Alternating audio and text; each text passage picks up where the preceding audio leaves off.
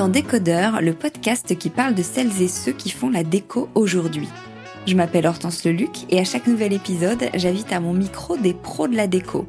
Un architecte ou un designer, une marque que vous aimez ou que vous allez découvrir, un entrepreneur, un créatif ou un influenceur, quelqu'un que vous allez connaître ou pas, mais qui dans tous les cas va nous parler déco et envers du décor. Rencontres, savoir-faire, actu, tendances, conseils, ici, la déco, ça s'écoute. Bon allez si quand même, pour les images, rendez-vous sur le compte Instagram Décodeur Podcast. Ce matin, je suis ravie d'être à l'hôtel Panache pour rencontrer Mylène Niedzialkowski, fondatrice de Georges. Georges, peut-être que dit comme ça, vous ne remettez pas encore cette marque, mais vous verrez que lorsqu'on va parler entre autres de pales, leur suspension iconique à pétales, vous allez très vite vous mettre dans l'ambiance. En l'occurrence, une ambiance toute simple, autour de la matière et de l'artisanat avant tout. Bonjour Mylène. Bonjour.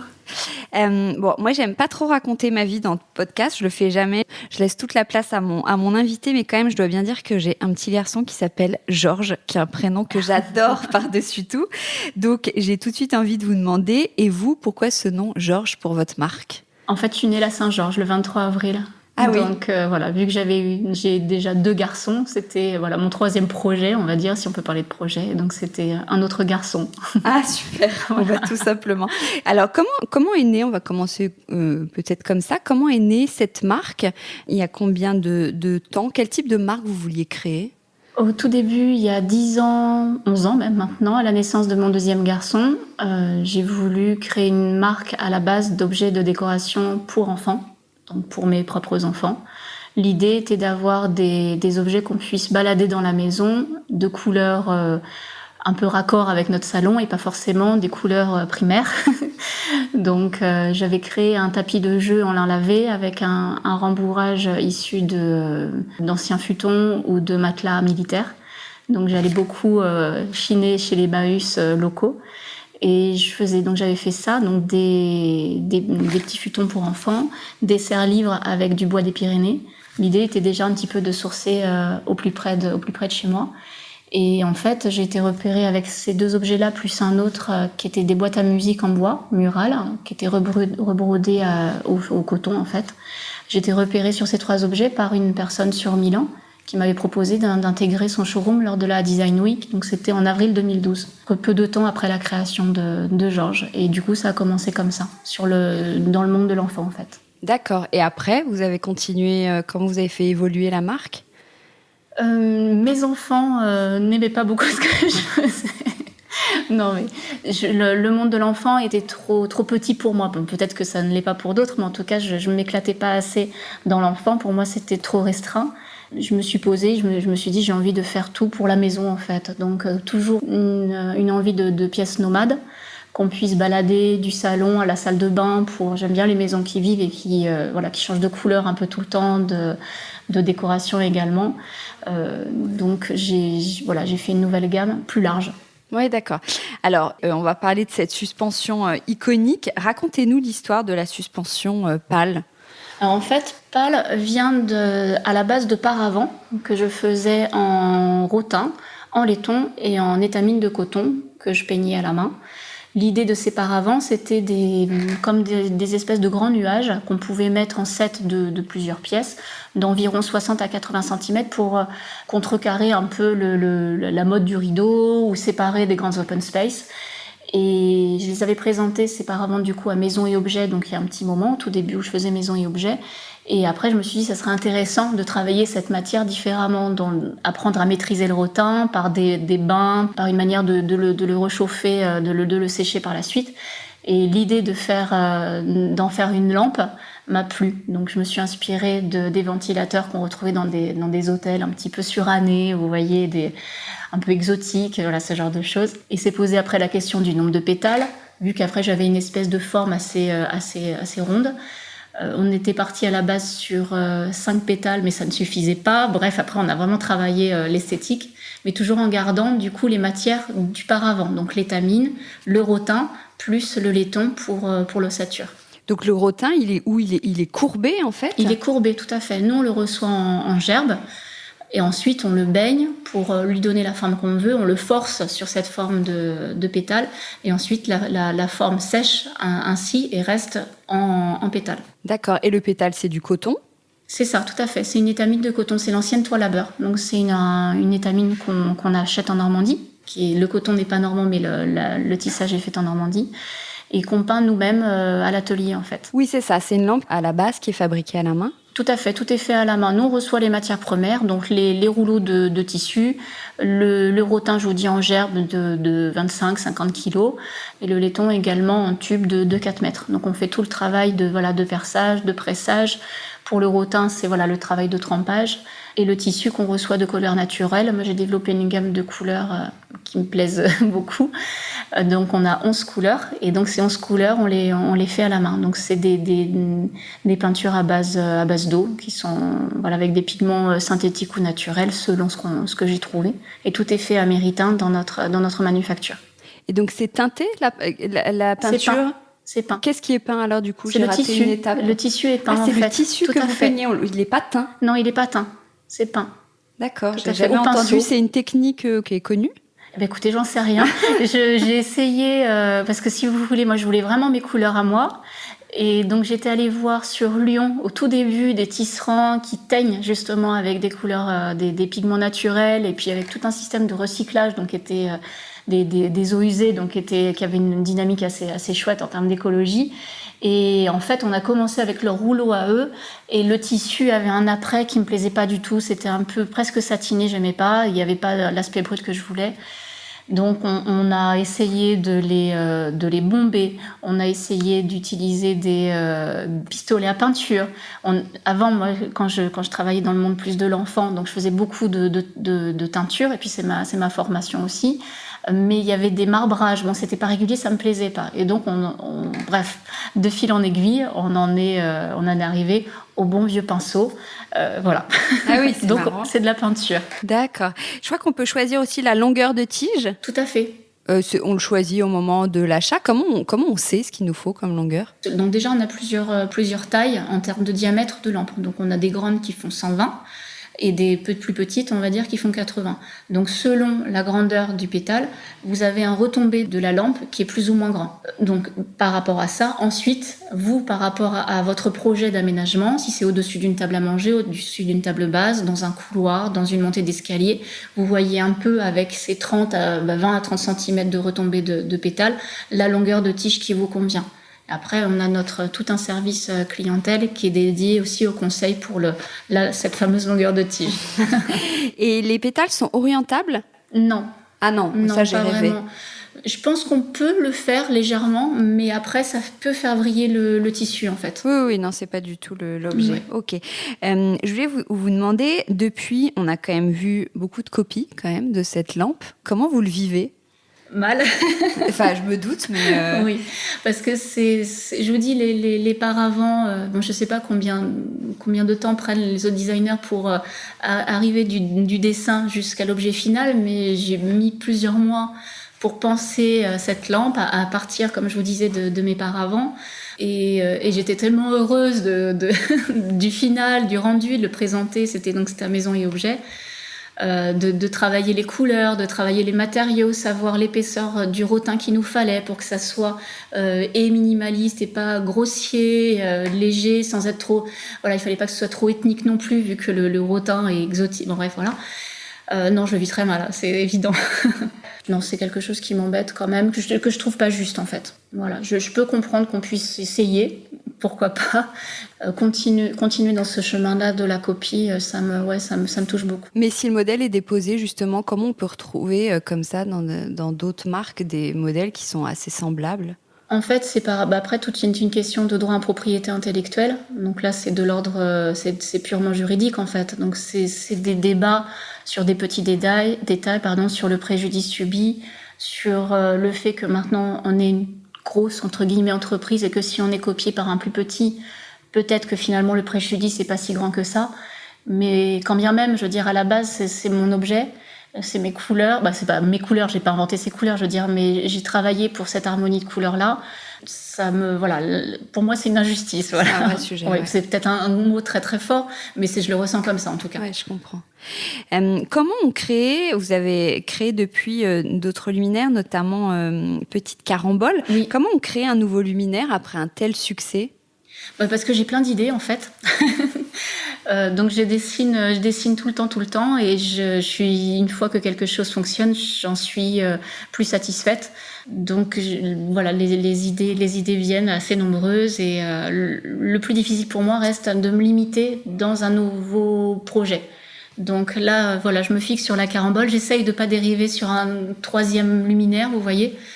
Donc voilà. Et pour la carambole, en fait, l'idée de cette lampe était de partir des dormeuses, vous voyez, des boucles d'oreilles qui sont doubles avec avec la nuque qui ressort. Je trouve ça très très élégant. Une boucle qui tombe comme ça. Et j'imaginais ce double pendant, pareil, au plafond, avec deux abat-jours, on va dire, tout en longueur et pareil très fin, tout en laiton, comme un bijou en fait.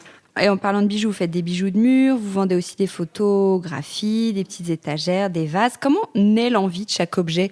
Est-ce que vous fonctionnez par collection, par exemple, ou Non, pas vraiment. Je fonctionne en fait pour moi par rapport à mes besoins, est-ce que j'ai envie chez moi, ce qui me plairait, un mur vide, est-ce qu'on le laisse vide, est-ce qu'on y met un tout petit truc, un tout petit élément au-dessus d'un mur, au-dessus d'un lit, pardon. Est-ce qu'on met une tête de lit un peu classique, est-ce qu'on met plus quelque chose, un mur tout plein de petits objets. Voilà, je m'assois et je vois un petit peu chez moi ce que j'aimerais. Et du coup, ne pas saturer avec une seule matière. Associer, par exemple, j'aime beaucoup le laiton, mais j'aime aussi beaucoup l'aluminium que je suis en train de développer là en ce moment. À quoi on associe ce type de matière, donc avec un bois, avec un tissu peint, avec des tissus chinés, voilà, tout grandit comme ça. Oui, vous aimez beaucoup la matière, les matériaux naturels. Vous parlez tout à l'heure de produits qui sont sourcés localement. Oui. C'est quelque chose d'important pour vous. D'où ça vous vient et en quoi c'est si important ? En fait, quand j'ai commencé Georges, je me suis dit, bon, si ça marche pas, c'est pas très très grave, je vais pouvoir faire ma marque toute seule, fabriquer et vendre derrière, et puis ça sera déjà très bien. Si ça marche, je pourrai plus fabriquer toute seule. Donc là, j'ai 2 options. Soit je sous-traite, donc si je sous-traite, c'est en France ou à l'étranger, soit je ne sous-traite pas, et à ce moment-là, il faut que je constitue une équipe. Et c'est ce choix que j'ai fait. Et du coup, c'est une autre aventure, hein, mais c'est très très enrichissant parce que maintenant, vous voyez, moi j'étais très très fière de ma palle et puis de tous les objets qui sortent, on va dire, de ma tête au final. Mais maintenant, si vous veniez nous rendre visite à Méritain où il y a notre manufacture, chaque pièce faite et la pièce de la personne qui l'a fait, il y a un vrai investissement pour chaque objet fait, vu que tout est fait chez nous de A à Z. Donc chaque personne l'a fait également de A à Z et elle s'approprie cet objet. Comment vous trouvez les matériaux s'ils sont sourcés localement ? Comment vous faites ? Je vais toujours au plus près, donc j'essaye d'aller à la rencontre de mes voisins. Hein. C'est vraiment un travail de voisinage. Donc c'est vrai qu'à côté de chez nous, il y a Mauléon, qui est une petite ville où il y avait de la fabrication d'espadrilles. Donc pour tout ce qui est cordes, pourquoi pas. Et un tel me renvoie vers un tel, et ainsi de suite. Et je peux comme ça avoir un petit réseau local. C'est un réseau quand même que j'agrandis parce que je ne trouve pas tout au niveau local quand même. Il faut pas se mentir par rapport à ça. Par exemple, le rotin, il vient d'Indonésie. Je crois que c'est le seul fournisseur au monde de rotin. Donc après le reste, j'élargis mon cercle jusqu'à, on va dire, les limites françaises si je peux. Et par contre, sur la fabrication, elle est 100% française. Tout à fait, oui, chez nous. C'est nous qui la faisons de A à Z. Et d'où vient cet amour de l'artisanat ? Mes grands-parents sont du côté paternel, sont artisans. Donc ma grand-mère était tapissière d'ameublement et mon grand-père était joaillier, bijoutier joaillier. Donc j'ai grandi, c'était assez chouette parce que mon grand-père avait des gros rouleaux de gourmettes, vous voyez, il avait des centaines de mètres de gourmettes. C'était assez incroyable. Et ma grand-mère, avec ma grand-mère qui avait tout son atelier de couture, avec ses rouleaux de tissu, on était sur Paris à l'époque, on allait au marché Saint-Pierre. Moi, je dessinais des robes ou des choses dont j'avais envie, et après on patronnait ensemble et on cousait. Voilà, quand j'étais toute petite et puis adolescente, c'était un peu... Après, bon, j'ai continué toute seule à coudre, voilà. Mais... Vous avez fait une formation autour de... Non, de la couture, non. J'ai appris petite, en fait. Non, mais pas forcément la couture, même autour de l'artisanat ou pas forcément. Quel est votre parcours avant d'avoir créé Georges ? Mais en fait, je viens plus du social. Donc, j'ai travaillé auprès d'enfants malades et polyhandicapés pendant plusieurs années, avec l'Institut Curie notamment. Quand du coup j'ai eu mes enfants, j'ai plus été capable de faire ça. J'étais plus du tout aidante, donc c'était trop difficile pour moi. Et du coup, j'ai suivi une formation à l'école des Beaux-Arts, mais en amateur, en cours libre en fait. Donc autour de tout ce qui était technique d'impression. Donc d'où voilà, bon, j'ai appris la gravure, la sérigraphie, tout ce qui est teinture, c'est venu après avec le travail des pigments. Et voilà, j'ai fait ça pendant 2 ans avant de créer Georges. D'accord. Ah, vous parliez de la manufacture, donc en fait, ça se passe où ? C'est Méritain, c'est ça. Ouais. Donc tous nos objets en fait sont faits effectivement donc à Méritain. Méritain est dans le sud-ouest de la France, dans le Béarn.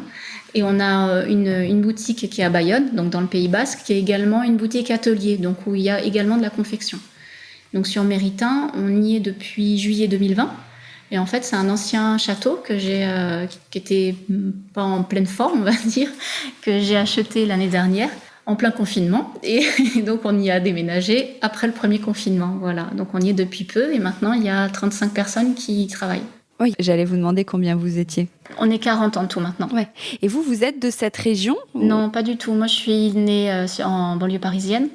Et j'ai grandi dans le sud-est de la France, dans le Var ailleurs. Donc d'où vient cet attachement là pour le Pays Basque de tout faire là-bas ? J'y suis allée on y a déménagé pour des raisons personnelles et puis mes enfants sont nés là-bas et je suis très bien là-bas. Même si le soleil du Var me manque. Oui, un peu moins chaud. J'ai vu que vous faisiez du linge aussi ? Oui, tout à fait. Donc c'est une collection que j'ai commencée, je pense, cet hiver. Donc l'idée, moi, ce qui me plaît beaucoup aussi, c'est de récupérer du linge ancien.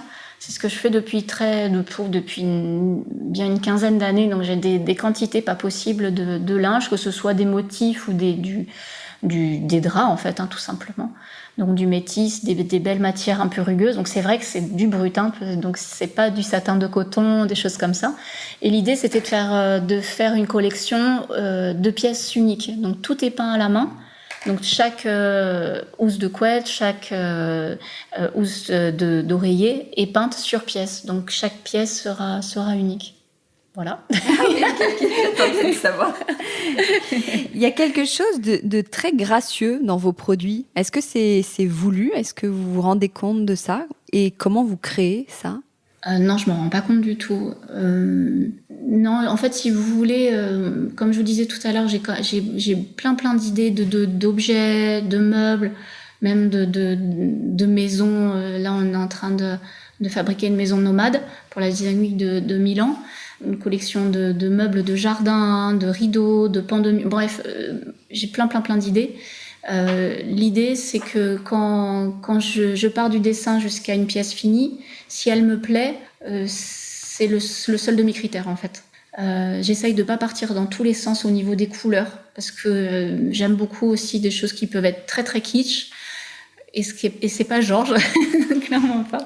Donc du coup, je peux me calmer sur des couleurs pour avoir quand même une harmonie, vous voyez, douce, voilà. Et quelle est justement votre palette de couleurs ? Parce que vous en parlez depuis tout à l'heure. Est-ce que vous pouvez nous citer des tons ? J'aime beaucoup les couleurs terreuses. Comme je disais, voilà, j'ai grandi au bord de la mer, dans le Var, et on allait souvent en Italie avec mes parents quand j'étais petite, ou se promener sur la côte, sur le bord du littoral. Donc c'est ces couleurs de pierre, de façade un peu ternie.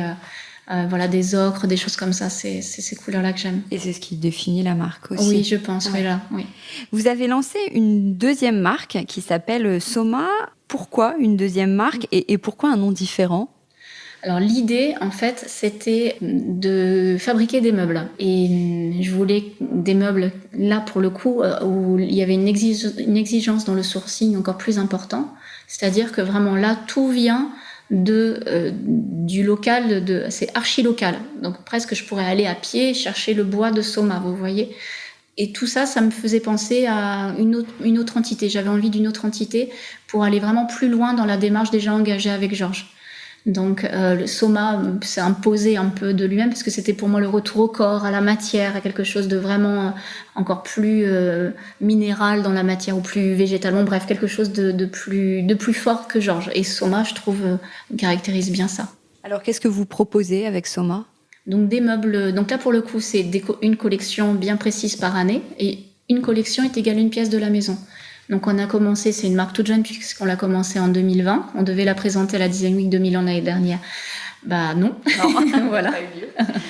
Donc on est parti, on a présenté de manière virtuelle quand même, mais très peu. On va présenter la collection 2 là du coup à la Design Week 2000 en septembre, donc du 5 au 10.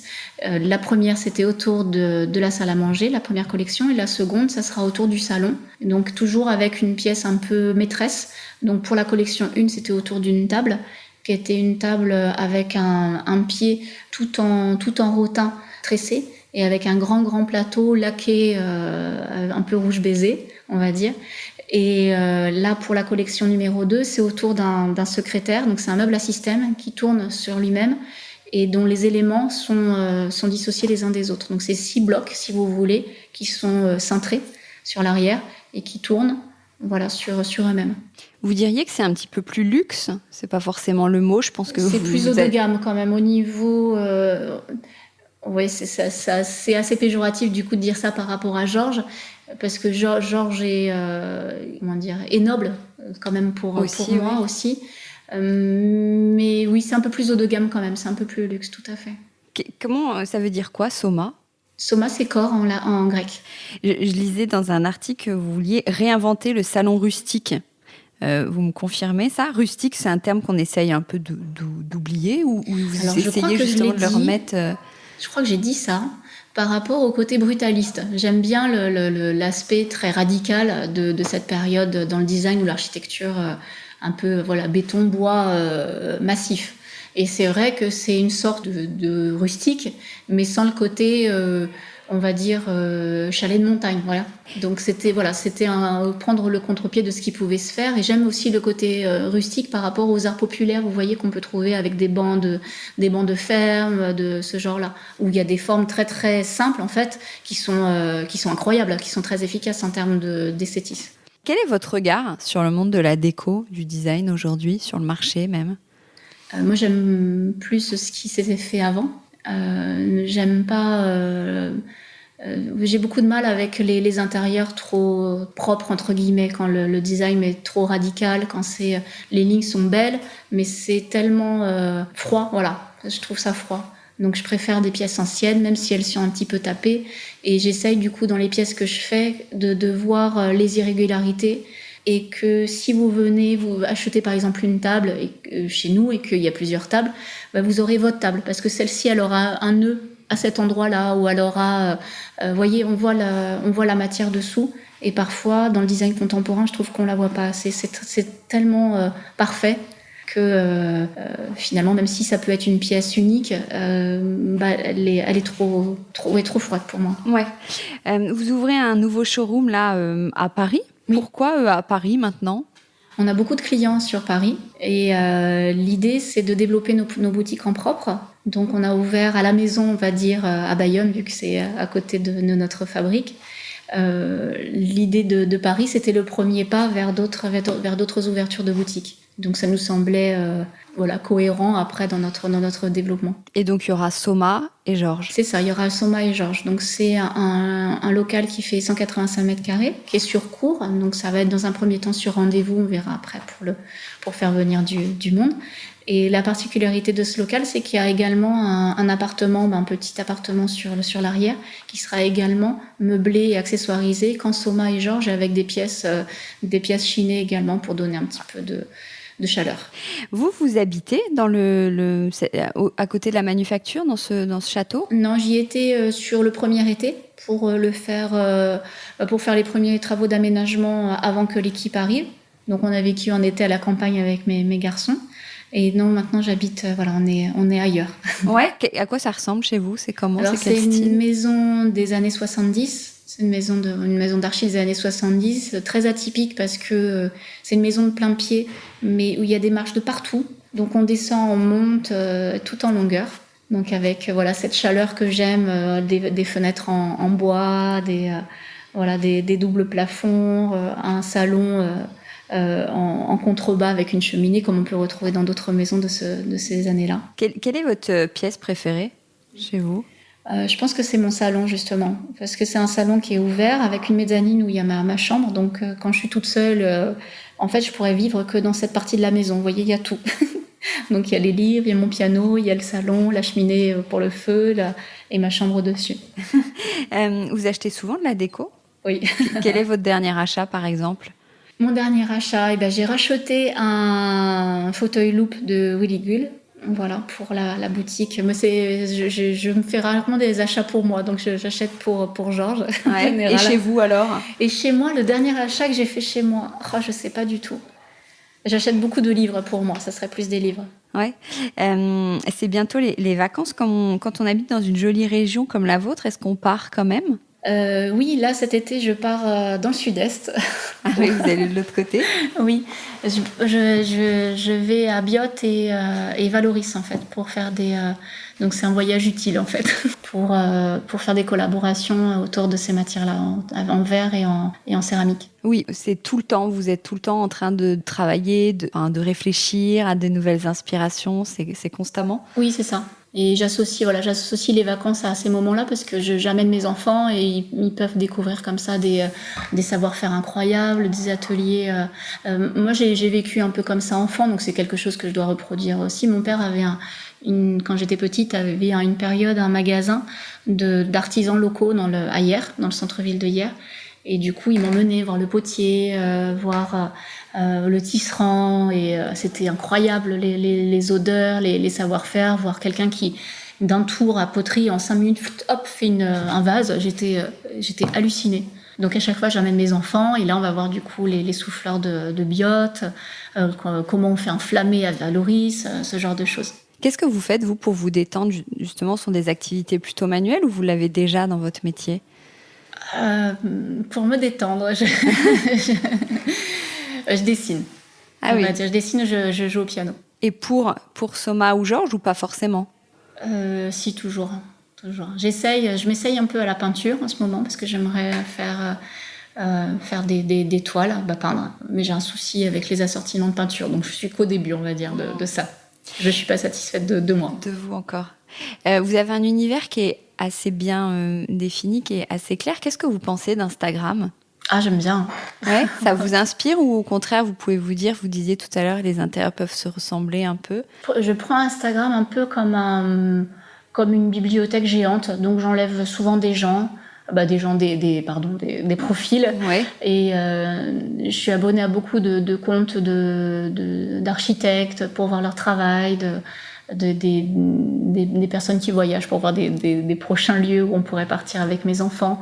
Voilà, j'oriente finalement mes recherches, donc je suis pas abonnée à beaucoup de personnes, mais voilà, des personnes qui m'inspirent beaucoup en termes de qualité, tout à fait. Eh ben merci beaucoup Mylène. Je vous en prie, merci à vous. Bonne journée. Au revoir. Au revoir. Décodeur, c'est terminé pour aujourd'hui. Merci beaucoup d'avoir écouté en entier. Si vous avez aimé, n'oubliez surtout pas de vous abonner à ce podcast pour ne pas rater les prochains épisodes chaque vendredi. Bien sûr, vous pouvez aussi le partager sur Facebook, Twitter ou en story. Ça permet de le faire connaître à vos proches. Je suis Hortense Leluc et vous pouvez me retrouver sur Instagram via le compte Décodeur Podcast. N'hésitez pas à me suivre pour l'actu déco. Et si jamais vous écoutez cette émission sur iPhone via l'application Apple Podcast, vous pouvez aussi me laisser un commentaire, rubrique classement et avis, c'est juste sous la liste des épisodes. Les 5 étoiles me font toujours très plaisir et surtout, elles permettent de faire connaître Décodeur encore plus largement et de partager l'univers de la déco avec le plus grand nombre. Voilà, merci et à très bientôt alors, ici ou ailleurs.